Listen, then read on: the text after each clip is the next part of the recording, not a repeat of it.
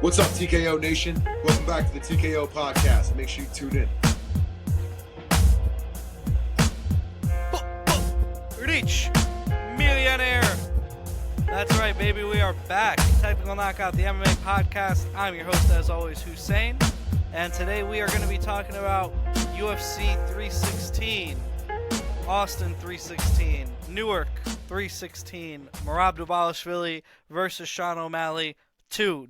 Count them, twice they fought. And this one is going to be this weekend in Newark, baby. And I'm excited about it, man. As you can tell, this is an awesome card. There's some really fun fights on this card. I think we're going to see at least one changing of hands of the belt. I don't think that's controversial to say, considering Kayla Harrison's a minus 600 favorite. But let's get into this fight card without further ado. We are going to start at the main event. Merab Dvalishvili versus Sean O'Malley, the rematch that nobody asked for. Sean O'Malley coming off of his loss to Merab Dvalishvili for the belt. Merab Dvalishvili coming off of a victory over Umar Nurmagomedov, a fight that I thought he was going to lose. Hey, I'll put it out there. You guys can watch. I had a whole video detailing how Umar was going to win, and it didn't turn out that way. But it is what it is. Now he's fighting Sean O'Malley, sort of a layup, if you will, considering he just beat him not that long ago. But it's a fight that I think O'Malley can improve a lot on in that first fight, or from that first fight. I think there's a few things that O'Malley can do differently here. I kind of expect him to have a bit of a different approach here because how he's been carrying himself after that loss. I'm really proud of him. Weird to say, but I'm proud of O'Malley. I really love the way that he's been handling that loss, the way he's been approaching this upcoming fight, and I really get the sense that he has kind of turned a corner in his life. He's mentioned he stopped drinking, he stopped smoking weed, he stopped jacking off, and he's been focused a lot more on the fight game, and I can't help but think that that's only going to give him more improvements here. And, you know, in a fight that was so close the first time, or at least it was 48-47, maybe that'll be the difference maker. Maybe O'Malley's focus will be the difference maker. However, I don't know, because Morab looks like a absolute monster at 135. He looks like a beast. Unbeatable, some might say. I don't know if I would say that, but some might say it. Here's what both guys can bring in from the first fight. For Merab, I think it was imperative in that first fight that he stay all the way in, all the way out. He did a beautiful job of managing the distance and only attacking when he felt O'Malley was off center or off balance, and that's when he got to his takedowns. If he does that in this fight, he'll get the fight in the bag again. O'Malley, on the other hand, found a lot of success very late in the fight with that teep to the body, with that front kick to the body, and this is a relatively low, how do I put this? It's a relatively low-risk move when you're facing a big, a formidable wrestler like Merab. The front kick to the body is a very hard one to catch. Merab, certainly can catch it, but if O'Malley snaps it in the right way, which I'm sure he can, he's a very studied striker, he can find that kick with impunity. Very similar to how Robert Whittaker did it against Yoel Romero. If Sean O'Malley can employ that tool more often and earlier than he did in the first fight, if he can, mitigate the damage from Merab on the ground. I mean, not that there's a ton of damage coming from Merab on the ground, but if he can, control position, control wrists, and kind of, work for a referee stand-up or at least work back to his feet, he can have a lot of success in this fight. I wouldn't put it past him. I would not put it past him to get a victory here and set up a rubber match. However, I don't know. It's hard to pick. It's hard to put your money down on either guy. The money line on O'Malley is around plus 200. I feel like that's incredible, considering that, he's a really, really good fighter and a guy who we saw just incredibly in the rematch against Chito Vera. Yes, they were years apart. Completely different fighter at that point, and this is only a year or so apart, so not a completely different fighter. But to see him make those adjustments from the first fight, that kind of gives me a little bit of an insight to the coaching mind of Tim Welch and the learning mind of Sean O'Malley. Maybe this is something that they're really good at. Maybe they're really good in rematches. Merab has never had a rematch. So this is the first time Merab's fighting somebody again maybe his style is that formidable the first time. Second time around, not so scary. We'll see. There's a couple fighters like that. I mean, primarily Sean Strickland. A lot of people talk about when they spar him the first time, he gets the better of them. When they fight him again, it's not that hard. Dricus du Plessis showed that in spades in their rematch. But that's a different fight. That's a different discussion.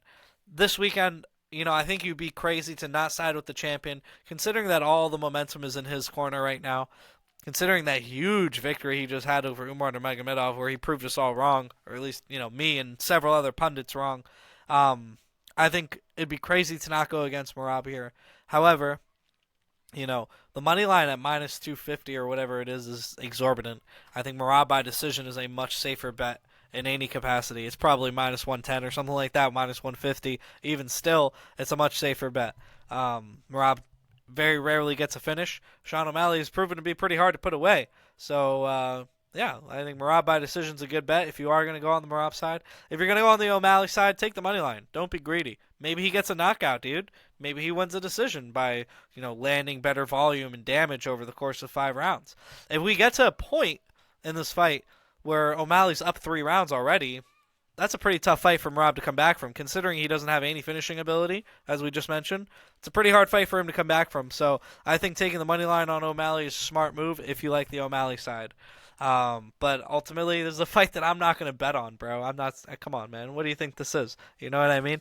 I'm not going to sit here, throw my money on a 50-50 fight that has plus 200 odds. Come on, pal. You're not that guy, pal. However, the co-main event is a fight that I'm super confident in, and I will happily throw my money on right now. Kayla Harrison is fighting Juliana Pena for the women's bantamweight belt this weekend. And, it's been, I'd like to say it's been fun, but it hasn't. Juliana Pena sucks as a champion. I think we all hate her. She's annoying. She's entitled. She's ass. She sucks. She did not beat Raquel Pennington. Watch that fight again. Raquel Pennington wins that fight. Clearly. Clear as day. But, the judges didn't see it that way. Kayla Harrison should smash Juliana Pena. Pena is a dog in there. Don't get me wrong. She does have a bad gas tank. She does get taken down. If Harrison can take her down early in this fight, she can put some really, really, really bad ground and pound on the face of Juliana Pena. If she can't get the takedown early, we'll see whose conditioning holds up better. I'd probably side with Pena's conditioning being better, but I don't even want to think about that because I think Harrison's just going to smash her in the first 3 rounds. So give me Harrison by finish, under 3 rounds. If you're feeling crazy, throw a flyer on Pena. Why not? Why not throw a flyer on Pena? She got a huge upset against Amanda Nunes before. If she can withstand the wrestling onslaught of Kayla Harrison, she might be able to do the same. I just don't think she's gonna. We saw, you might be like, hey man, Harrison, she had her hands full with Ketlin Vieira, right? Ketlin Vieira is not that good. I would argue that styles make fights. Ketlin Vieira is a much stronger grappler than Juliana Pena. I'd pick her if they fought. If Pena and Vieira fought, I'd pick Vieira. But yeah, Vieira is a much stronger grappler than Pena, and Harrison was not able to get those takedowns as readily available as she would against Holly Holm or anybody else she fought. So I don't think that's going to be the case here. I think Pena is very defensively lacking and unathletic, frankly, and I think Harrison should be able to get her down, and I think she should be able to smash her from top position with the elbows. If not find a TKO finish, snatch up an Americana or a rear naked choke or something like that within those first 2 or 3 rounds. So give me Harrison by finish. Next, you have Gastelum versus Pyfer. This was a fight I was very confident in Kelvin Gastelum in whenever they were doing it in Mexico City at Elevation. This weekend at Newark, I'm not so confident in Kelvin Gastelum, but stylistically, I do feel like this is a spot that Kelvin Gastelum can get a lot done in. Joe Pyfer, up to this point, has kind of just been like really athletic, knocking dudes out in the first 2 rounds, if not gassing out. He gassed out against Jack Hermanson, and then recently just knocked out Marc-Andre Barriault in the first round. And you could be like, oh, he's back, but no, we didn't learn anything from that fight. And if he cannot get Kelvin Gastelum out of there quickly, which nobody really has been able to, Gastelum has one of the best chins in history. if Pyfer cannot get him out of there quickly, there's a great chance that he gasses himself out again, and Gastelum takes over in the second and third. I don't know if 3 rounds is enough time to make it happen for Gastelum, but I think at the odds they're giving you, I think it's worth a shot, man. I think Gastelum is worth a shot. If not, maybe go Pyfer by decision. That Pyfer wins the first 2 rounds just by being the more active fighter and loses the third. Honestly, I think that might be my bet, dude. Pyfer by decision is probably crazy odds. But yeah, I like that fight. Not sure who to bet on. I think you can go either way. Pyfer by decision would be a good play. Gastelum, moneyline, good play. But we'll move forward. We got Mario Bautista versus Patchy Mix. Woo-wee! This is a great fight, dude. I'm pumped on this one. Patchy Mix, if you're not familiar, was a Bellator champion at Bantamweight. Went to PFL, won their $1 million tournament as well. And now is in the UFC. And he draws Mario Bautista, everybody's least favorite fighter at Bantamweight right now, because he held Jose Aldo against the cage. He did the cardinal sin of beating Jose Aldo.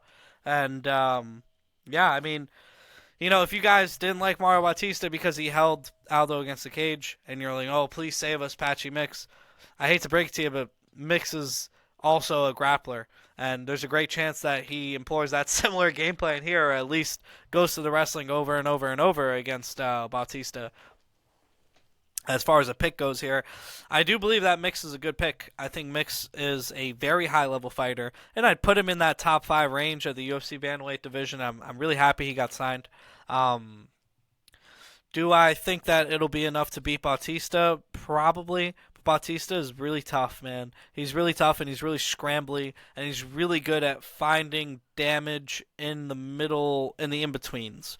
And if Mix is not watching his P's and Q's, he can get caught here with some elbows or some knees that he doesn't see coming. However, I do think that Mix is the better fighter overall, and I'm going to go with Patchy Mix here, money line, in this main event or main card spot. Next, you have Vicente Luque versus Kevin Holland. UFC is going to Newark, so you know they got to bring out Vicente Luque. They got to bring out the big guns.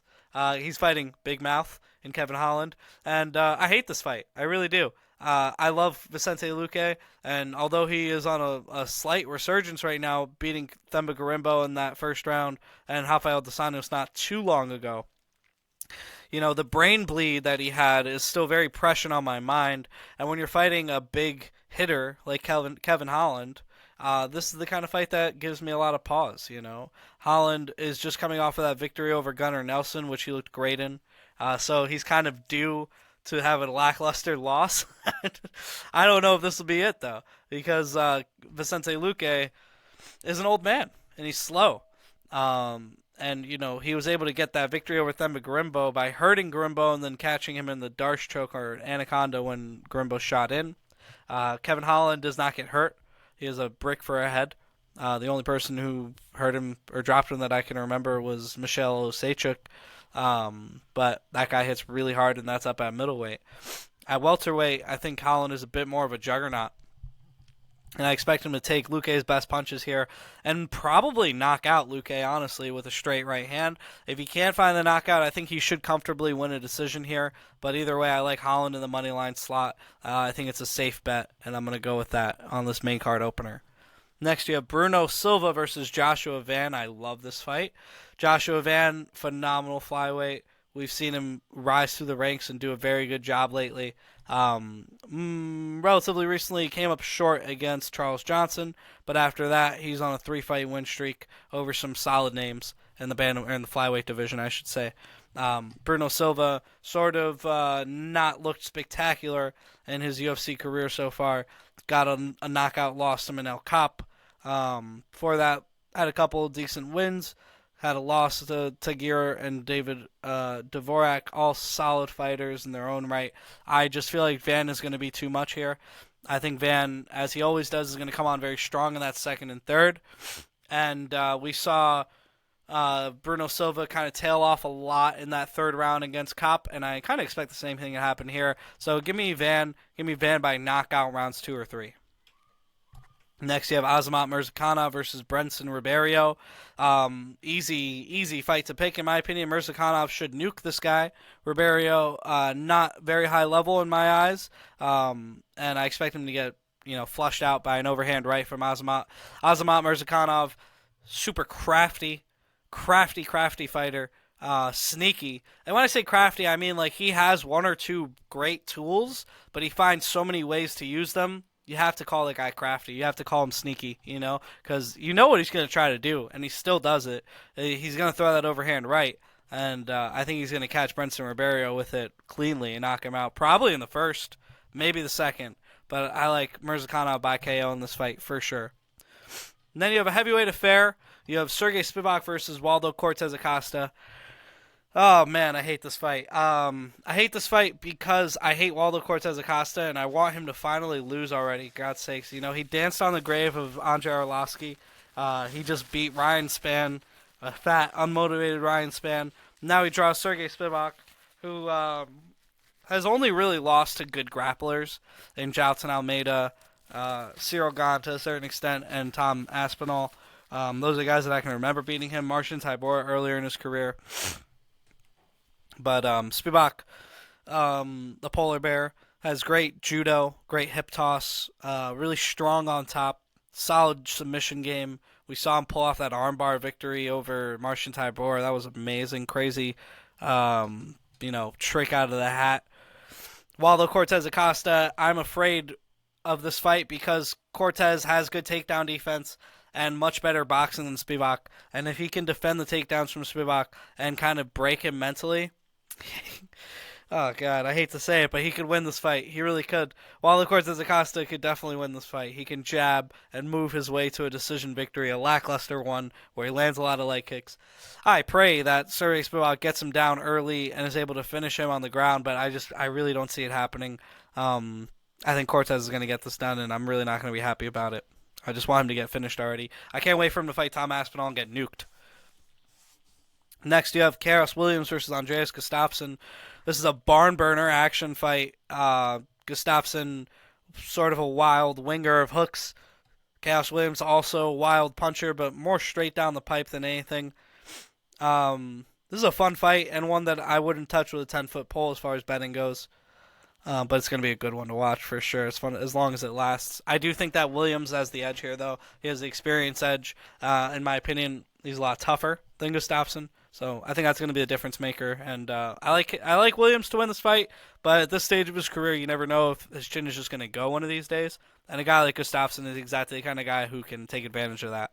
So yeah, we'll go down to the early prelims. Rounding out the early prelims, the early prelim main event, if you will. You have Ariane Da Silva, formerly known Ariane Lipski, the Queen of Violence, fighting Wang Kong. I'm going to say Wang Kong. That sounds right. Wang Kong, phenomenal kickboxer, looked like a beast and was like a minus 1,200 against Gabriela Fernandez, but Fernandez found the club in sub-victory. Bruno Brazil, unfortunately, could not do that in her last fight against Wang Kong, and Wang Kong got back in the win column after coming back pretty quickly from that knockout loss, or that submission loss. I believe, personally, that Ariane Da Silva should be able to contend with Wang Kong on the feet.